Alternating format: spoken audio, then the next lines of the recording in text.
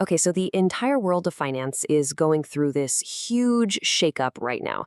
It's one that's quietly redrawing every single org chart on the planet, and it's all being driven by a powerful new kind of AI that isn't just a tool, it's basically a brand new type of colleague. I mean, think about it for a second. What if the software on your computer wasn't just a tool you used, but a teammate that worked alongside you, or maybe even for you? This isn't some hypothetical question for the future anymore. It's the central question forcing every financial firm to rethink everything they thought they knew about how work gets done. So, the tech behind all this is called agentic AI. But look, let's just forget the jargon for a minute. The best way to think about these things is like digital Lego builders. You can give them a really complex blueprint, like find the absolute best mortgage for this specific client, and they can actually reason, plan, and build the solution all by themselves, piece by piece. They are, for all intents and purposes, autonomous digital workers. Which brings us to a really key point here. This silicon workforce, it's not some far-off sci-fi thing. It's here, right now. And the shift we're seeing is just fundamental. For years, we thought of AI as a passive assistant, right? Kind of like a co-pilot. Well, now it's becoming the pilot. It's capable of taking on entire workflows from the very beginning to the very end, with hardly any human oversight. And that changes absolutely everything. So, what happens when you introduce this new kind of workforce? Well, it leads directly to something the source material calls the Great Deconstruction. And that sounds dramatic because honestly, it is. When you bring in workers that operate at the speed of light, the old, slow, human speed structures, they just start to fall apart. You know the classic corporate pyramid, right? It was built for one thing: human control. Information goes up, orders come down. Simple. But here's the problem. When your best workers are AI agents that move at the speed of light, all those middle layers, the ones just for reporting and coordinating, they just become massive bottlenecks. So they're being automated away, and the whole pyramid is starting to collapse under its own weight. And if you want proof, just look at this number: 60%. That's how many financial searches are now zero click. What does that mean? It means someone asks an AI a question, gets their answer, and never even bothers to visit a bank's website. The AI agent has become the new gatekeeper, completely rewriting the rules of how you even get a customer. And then there's the impact on headcount, which is just staggering. The research shows that one single, well-trained AI agent can handle the analytical and admin work of 10 to 15 mid-level employees. This isn't just about making one person a little faster. This is about deploying whole digital teams that completely change the economics of a company. But with all this rapid change comes a really big, really human problem: the trust gap.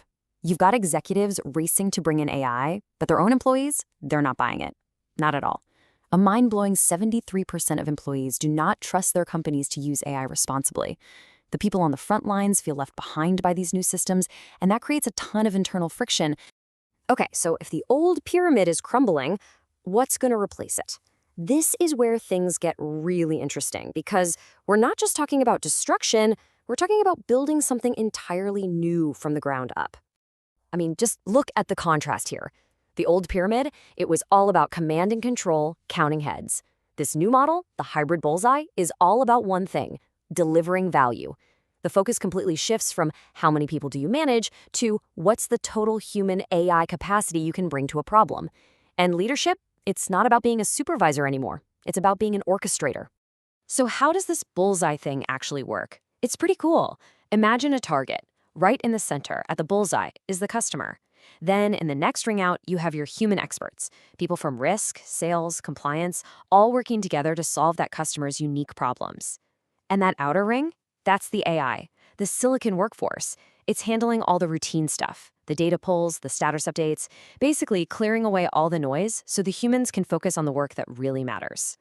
And this new way of working creates something the source calls the human premium. It's this idea that as AI takes over all the routine, technical stuff, a few uniquely human skills suddenly become way, way more valuable. And yeah, they can command a much higher salary. So what are these premium skills? Well, there are four big ones. First, storytelling with data. The ability to turn a boring spreadsheet into a story that moves people. Second, ambiguity resolution, which is just making smart calls when the data is a mess. Third, ethical synthesis, navigating those tricky gray areas. And last but not least, pure judgment in those high-stakes moments. These are all things an AI just can't do. So the new division of labor is becoming super clear. You've got AI on one side, which is just extraordinary at crunching data, finding patterns, and automating tasks. But humans, we are absolutely essential for interpreting what it all means, for building trust, for managing fear, and for navigating the messy political world of any real business. This future is all about partnership. There's a quote in the source material that just perfectly captures this. It says, AI handles the what, the raw data processing, but humans handle the so what, figuring out what it all means for the strategy, for the client, for the relationship.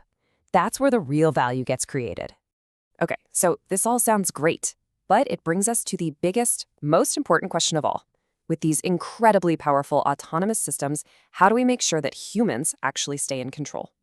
Well, the key idea here is something called the judgment bottleneck. See, AI is what you'd call history constrained. It learns from stuff that's already happened. But what happens when it sees something totally new, some black swan event it's never seen before? It chokes. That's the bottleneck. That's where you absolutely need a human's intuition, their gut feeling, and their accountability. This limitation is actually what keeps humans in the driver's seat. So how do we actually manage this in the real world? It basically comes down to two different models of control. First, you've got human in the loop, where a person has to sign off on every big decision. Think underwriting a massive corporate loan. It's slower, but it's safer. Then you have human on the loop, where the AI runs on its own and a human just supervises, only jumping in when there's an exception. This is perfect for something like high-volume fraud detection. It's all about picking the right level of control for the right task. And that really brings us back to where we started, but with a much bigger question. In a world increasingly run by silicon, what is the true value of being human? It seems the answer isn't about how fast we can calculate, but about our judgment, our ethics, and our ability to connect with each other. And honestly, that's a future that's both a little daunting and incredibly exciting to think about.